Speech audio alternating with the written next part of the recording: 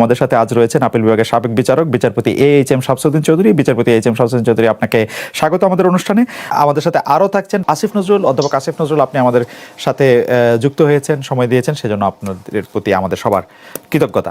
কতগুলি প্রশ্ন আছে যেটাকে আমরা আসলে একসাথে গুচ্ছ প্রশ্ন বলতে পারি। আপনি যদি আমাদেরকে একটু টু দ্য পয়েন্ট উত্তর দিয়ে আমাদের যদি একটু আলোকিত করেন। আমরা এটি প্রশ্ন করতে চাই। আমরা বেশিরভাগ সময় দেখি যে অনেক সময়ই দেখেছি যে অন্য বিষয়ে আন্দোলনের মধ্যে একটা রাজনৈতিক চাহিদা বা চাওয়া ঢুকে যায়। এই ক্ষেত্রে যেমন শেখ হাসিনার পদত্যাগ করা বা এই সরকারকে চলে যেতে বলা, এটিকে আপনি যৌক্তিক মনে এই বিষয়ে কি, বা এটা সংস্কার করা, এই বিষয়ে কি আপনি প্রধানমন্ত্রী শেখ হাসিনার অবস্থানের কোনো পরিবর্তন দেখেছেন? এটি শুরুতেই কখনো কোটা আন্দোলন ছিল না। এটি শুরুই হয়েছিল এই সরকারের পতন ঘটানোর এক মহাপরিকল্পনার অংশ হিসেবে।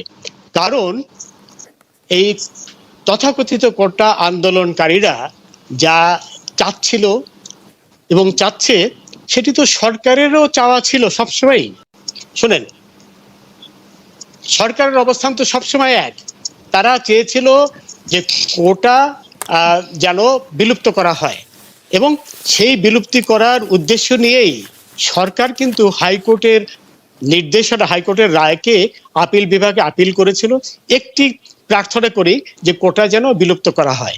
সেটি তো সেই ছাত্ররা যারা কোটা আন্দোলনের কথা বলছে তাদের ইচ্ছা ছিল। তো সেই পরিস্থিতিতে তাদের আন্দোলন করার তো কোনো প্রশ্নই ছিল না। তারা একটি অসৎ উদ্দেশ্য নিয়ে মাঠে হাজির হয়েছিল। জাসির চৌধুরী, আপনি বলতে চাইছেন, জাসির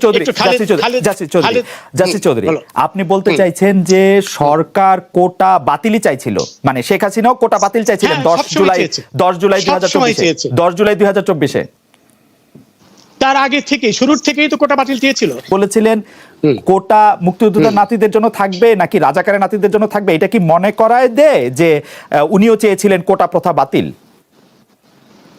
শোনেন, আমরা তো উনি কি বলেছেন সেটা পাশে রাখেন, কিন্তু ঘটনা হলো এই যে সরকার তো আপিল করেছিল হাইকোর্টের রায়ের বিরুদ্ধে।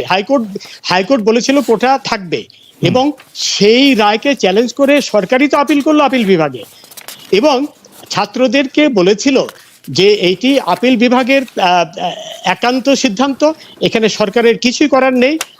খালেদ, তুমি বলেই বলছি, তোমাকে সবসময় তুমি বলি, তুমি তো খুব ভালো করেই জানো দেশ তো সংবিধান দ্বারা পরিচালিত হয়।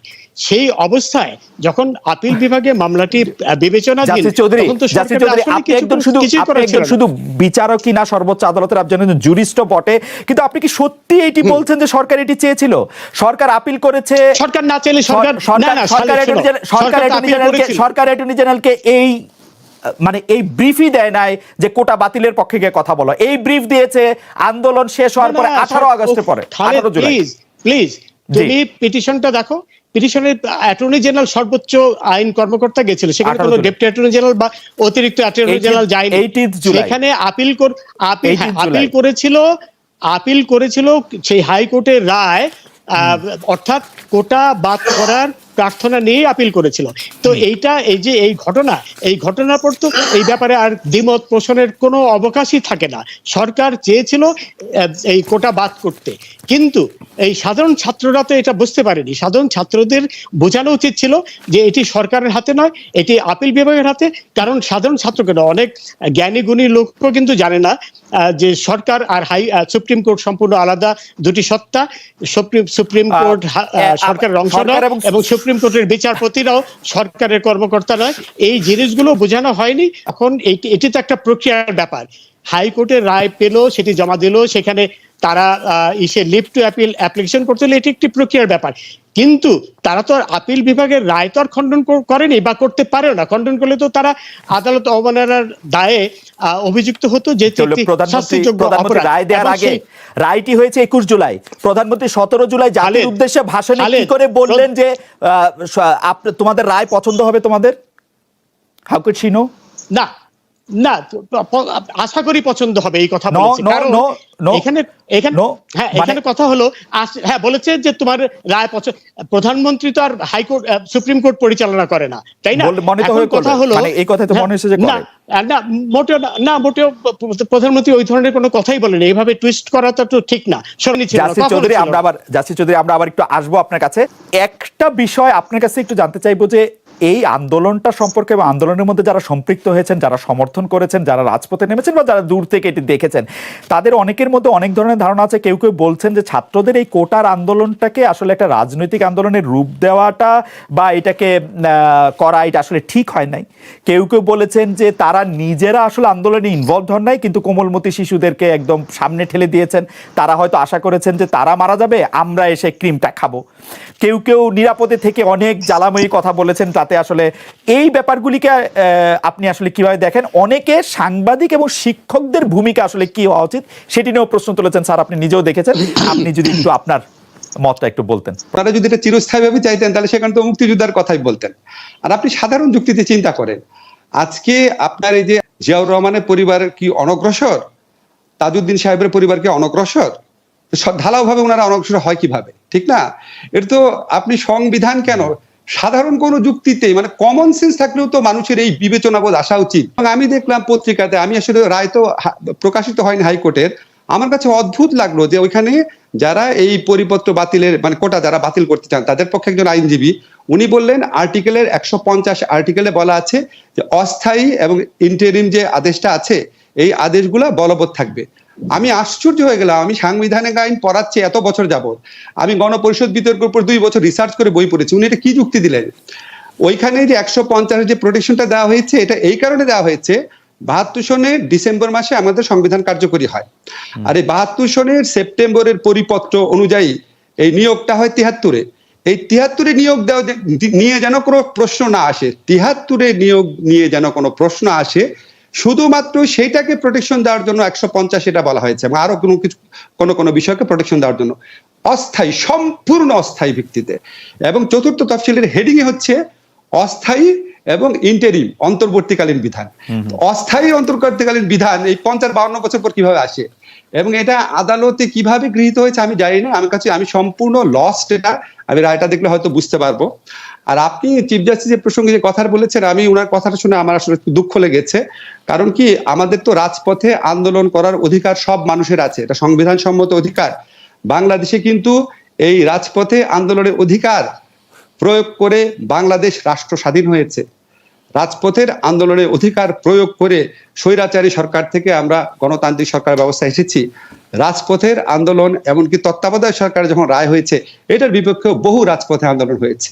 হ্যাঁ, এখন আমাদের তো বিচারিক সংস্কৃতিতে, আমাদের রাষ্ট্রীয় সংস্কৃতিতে আন্দোলন তো, এবং পৃথিবীর যে কোনো আপনার হিউম্যান রাইটস ডকুমেন্ট যদি দেখেন, আমেরিকার সংবিধানে কোনো সংবিধানে আছে আপনার যদি সরকার আপনার তার দেওয়া ওয়াদা পালন না করে, আপনি যদি হবস লক রুশোর থিওরি গুলোও দেখেন, সোশ্যাল কন্ট্রাক্ট থিওরি, আপনি আন্দোলন করে সরকার পতন ঘটাতে পারবেন, সরকারকে পরিবর্তন করে ফেলতে পারবেন।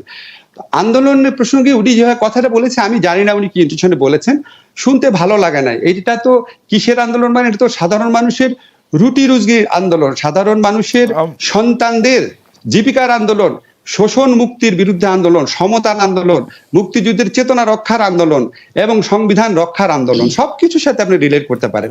যাই হোক, আমি জানি না উনি কি উদ্দেশ্যে বলেছেন, বাট আমি চ্যালেঞ্জ করলাম 1000 পৃষ্ঠার গণপরিষদ বিতর্কের মধ্যে একটা জায়গাতেও মুক্তিযোদ্ধাদেরকে চাকরিতে বিশেষ সুবিধা দেওয়ার কথা বলা হয় নাই। মুক্তিযোদ্ধাদের অবদান, তাদের সাহসিকতা নিয়ে অনেক কথা বলা হয়েছে, যৌক্তিকভাবে বলা হয়েছে। শুধুমাত্র তাদের সামাজিক নিরাপত্তা দেওয়ার ক্ষেত্রে আর্টিকেল 15-এ বলা হয়েছে। তো আপনি সংবিধানে নাই, গণপরিষদ বিতর্কে নাই, এবং সংবিধানের সুস্পষ্ট লঙ্ঘন। এটা হচ্ছে মানে সাধারণ মানুষেরকে অসাম্যের দিকে দেওয়া। আমরা যে বলি সবাই আইনের চোখে সমান, সমান সুবিধা পাবে, আর্টিকেল 29, এগুলির সুস্পষ্ট লঙ্ঘন।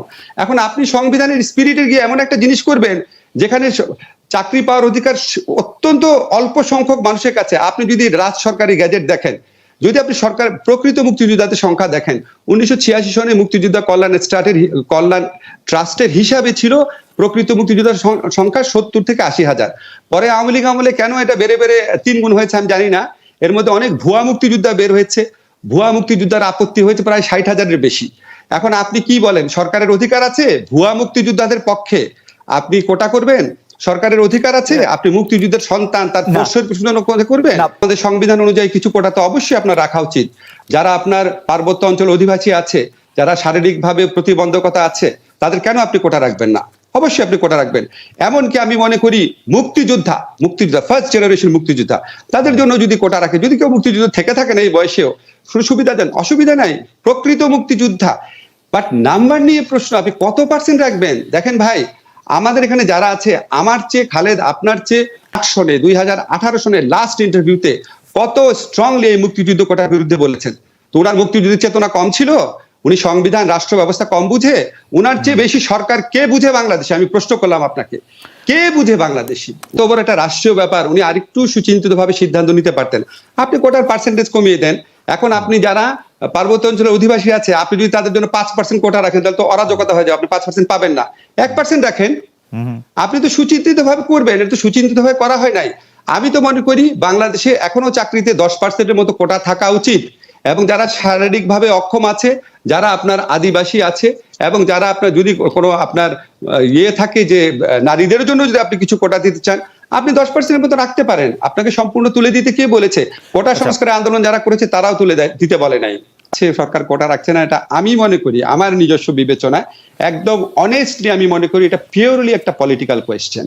তো এই পলিটিক্যাল কোয়েশ্চেনে আমি যদি জাজ হতাম, তাহলে আমি এটাকে মেইনটেনেবল ধরতাম না। এখন আপনার ধরেন জাজ যারা হয়েছেন, ওরা তো সমাজের বাইরের মানুষ না। আমার কমপক্ষে 10 থেকে 12 জন স্টুডেন্ট আছে সরাসরি, যারা হাইকোর্টে জাজ আছেন। এখন আমি তো তাদের প্রত্যেকের কি একই মানসিকতা? এখন উনি কোন বিচারিক বিবেচনা নিয়েছেন আমি জানি না, তবে ডক্ট্রিন অফ পলিটিক্যাল থিওরি অনুযায়ী এটা নেওয়ার কথা না।